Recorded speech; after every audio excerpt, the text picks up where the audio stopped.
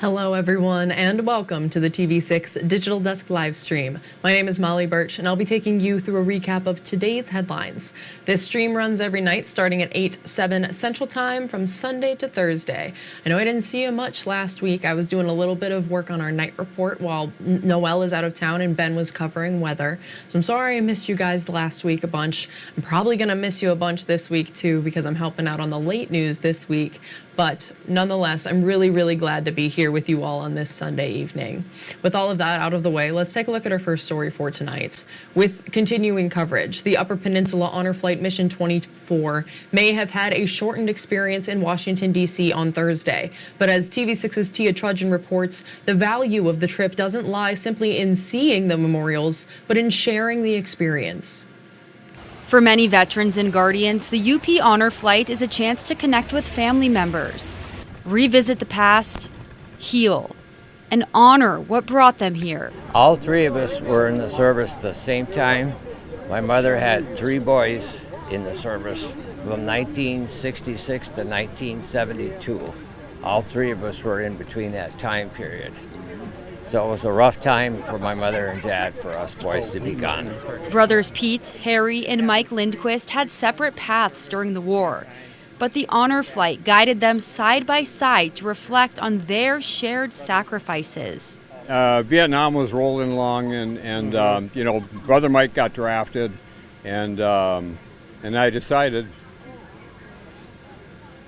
to go into the Air Force. So I went in the Air Force. Of course, Mike was under fire.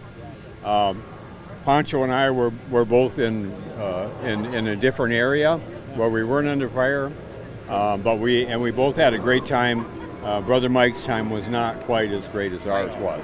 It was clear to me these brothers share a special bond with each other and with those who are memorialized on this wall. The other thing about the wall is, when you look at it,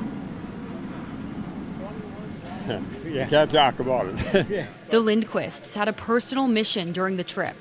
Etch the name of their fallen friend listed on the Vietnam Veterans Memorial. The experience, an especially poignant reminder of family and duty for Pete. Bruce Johnson, his daughter was born a few days, I think, prior to his death. And I don't think he knew about it, and she is my adopted daughter. The Lindquists accomplished their goal, and others turned the experience into a family reunion. Just to reconnect with Helena and bring my son. So he hasn't been here since he was 6 weeks old. So he gets a chance to see everything, and that's the big reason I came. Feeling the impacts of sharing those precious moments. Come on. Yeah, it's better meeting this way than at funerals, which is where we've met for the last 4 years. The folks on board Honor Flight Mission 24 had an unprecedented delay and condensed visit to D.C. But one thing was obvious to me. Waiting didn't matter. Time spent reflecting and connecting with family did.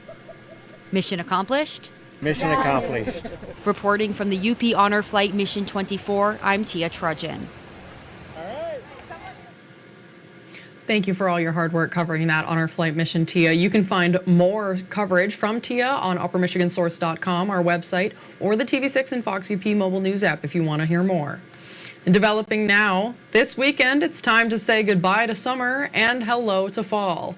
The autumnal equinox is today, and that marks the official start of the fall season. There are only 2 times each year when the Earth's axis is neither tilted toward or away from the sun. And during the equinox, the length of the day and the night is equal. Although the new season officially begins in the fall equinox, you may be more familiar with meteorological fall. That already began on September 1st and runs through November 30th. We asked our followers on our social media pages to celebrate the change of seasons with us by sharing their fall color photos in the comments section of this post on Facebook. You can join the conversation and share your fall color photos with us on the TV6 and Fox UP Facebook page or our Instagram account, which you can see on your screen now. It's Upper Michigan Source for that username there. And to celebrate the first day of fall, DNR outdoor educators hosted an autumn celebration today. The fall event was held at the Escanava's DNR Pocket Park. There was a fur and bone table to teach kids about animals in the area and shows what they actually look like. DNR outdoor educator Isaiah Olson hopes to make this an annual event. We want to celebrate the leaves changing color. We want to really talk about all the cool stuff that we've got here, not only in our park, but throughout the state.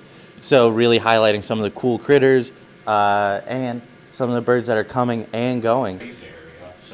The event also provided bird boxes to paint and take home. The educators will stain the finished wood after painting.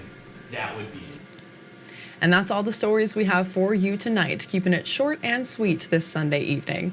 Again, you can find us streaming on Facebook or YouTube, whichever platform you'd prefer in the future. That's from Sunday to Thursday. But in the meantime, if you have a story idea you think we should report on, feel free to contact us at any time. These are a few easy ways to get a hold of both myself and others in the newsroom. And again, you can contact us at any time. There's our email there, our phone number, and you can also find me on Facebook or Instagram if that's easier for you. You can also email me directly if that's easier. My email's on there too. Whichever way you'd like to contact us, we'd love to hear from you when there's something happening in your community. Thank you all again for joining me live from the TV6 Digital Desk. I will maybe see you all later this week, but until then, have a great rest of your evening.